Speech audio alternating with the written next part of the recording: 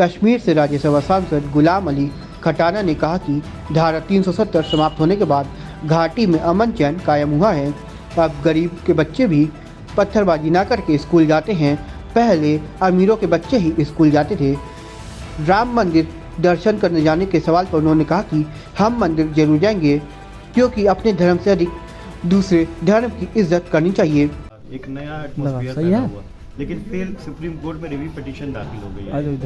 क्या कहना चाहेंगे आवाम के वहाँ के जो कह रही कि नहीं जम्मू कश्मीर से धारा 370 हटना गलत है, रिव्यू पिटीशन दाखिल है। देखिए ऐसा है कि सुप्रीम कोर्ट ने भी उस पर अपनी जजमेंट दी है कि वो टेम्पररी थी और उस वक़्त उसको अपने आप ही ख़त्म होना चाहिए था। मिसाल के तौर पर कि शरीयत एक अपनी बेटी को बाप की ज़मीन से हक देती है, बट अगर जम्मू कश्मीर की बेटी बाहर हिमाचल में, दिल्ली में या यूपी में शादी करती थी तो उसको अपनी बाप की जायदाद से हक नहीं मिलता। 370 के जाने के बाद उसको भी हक मिलता है।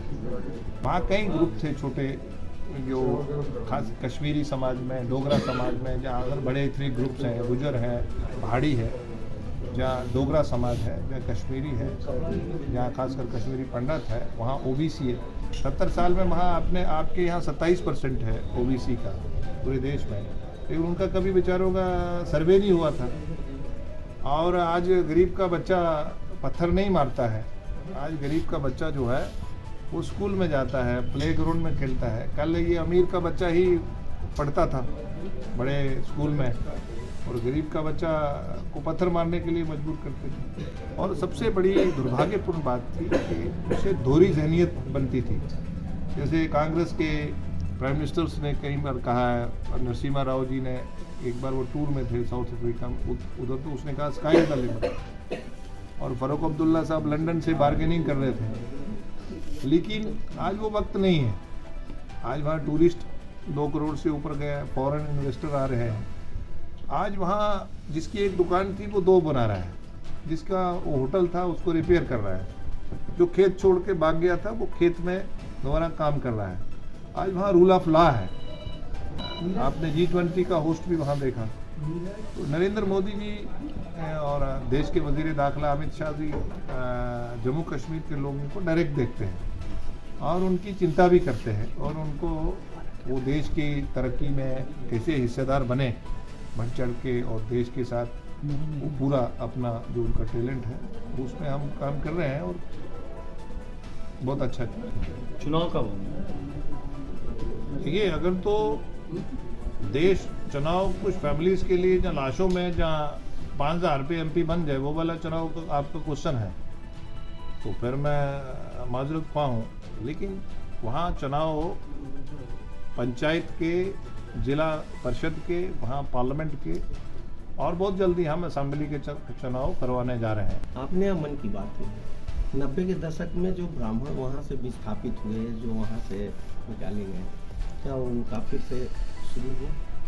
देखिए, जहाँ तक आपका इशारा शायद कश्मीरी पंडित की तरफ है, तो उसमें क्या है कि उसमें सभी लोग वहाँ से डिस्टर्ब हो। उसमें कश्मीरी सिख है, कश्मीरी मुसलमान है जो एस्टेब्लिशमेंट में था, लेकिन पंडित का इसलिए है कि वो वहाँ की तहजीब थी, वो वहाँ की सकाफत थी, वही मुस्लिम ब्रदर्स को बढ़ाने वाले थे। और उनके लिए हमने अभी पार्लियामेंट में आपने देखा होगा कि हमने एक बिल लाया उनके लिए, क्योंकि वो जीत नहीं सकते, उनके लिए हमने उनकी आवाज़ हमने असेंबली में उनके लिए 2 सीटें नॉमिनेशन के लिए रखी है। उनका रिहेबिलिटेशन हम कर रहे हैं। उनके लिए हमने मखसूस प्रोटेक्शन वाली जगहों पे उनके लिए फ्लैट्स बनाए, उनके लिए उनकी रिहेबिलिटेशन, उनका पैकेज। इवन पंडित के लिए नहीं, जो रेफ्यूजी था पाकिस्तान से या जम्मू कश्मीर से, जो इलाका अभी पाकिस्तान के पास है इलीगल, उसमें से जो लोग थे उनको भी हमने 70 साल बाद 5-5 लाख रुपया उनको कंपनसेशन दिया है। उनके लिए भी हमने 1 सीट, उनकी भी आवाज़ नहीं थी, उनके लिए भी हम 1 सीट लाए हैं। तो कोई भी वहाँ वाल्मीकि था, सफाई करता था।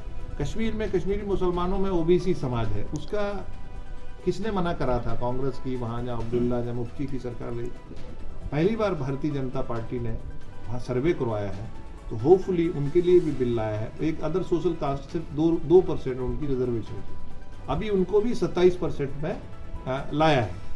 तो इसलिए कोई भी वहाँ का कम्युनिटी हो, कुछ पॉलिटिकल लोगों को, कुछ फैमिलीज जिन्होंने स्टेट के एक्सचेकर को लूटा है, उनको छोड़ के जम्मू कश्मीर का कोई भी ग्रुप है, कोई भी कम्युनिटी है, उसकी वेलफेयर के लिए देश के वज़ीर आज़म और देश के वज़ीर दाखिला और वो उनकी चिंता करते हैं। हम भी थोड़ा बहुत उसमें योगदान करते हैं। भी राम मंदिर का मुद्दा चल रहा है, 22 तारीख को प्राण प्रतिष्ठा है, आप भी जाएंगे? देखिए, इसमें सवाल का तो जगह नहीं ना बनती, क्यों नहीं जाएंगे? जाना चाहिए, हर नागरिक को जाना चाहिए, क्योंकि हमें तो यही सीखा है इस्लाम में कि आपने दूसरे भाई की खुशी अपने से ज़्यादा करनी है, उसके लिए अपने से ज़्यादा सोचना है, उसकी मजहबी इबादतगाह के लिए अपनी इबादतगाह से ज़्यादा सोचना है। हमारी तो तरबियत ऐसी है, अपने बच्चे से ज़्यादा उसके बच्चे के साथ ज़्यादा प्यार करना। कांग्रेस कह रही है और सपा कह रही है कि विरोध करी जाएंगे नहीं हम। वो आप उनसे पूछिए वो क्यों कह रहे हैं ऐसा, वो अपनी कबर क्यों खोद रहे हैं, वो मुझे क्यों मालूम है, उसका मैं क्या करूँ।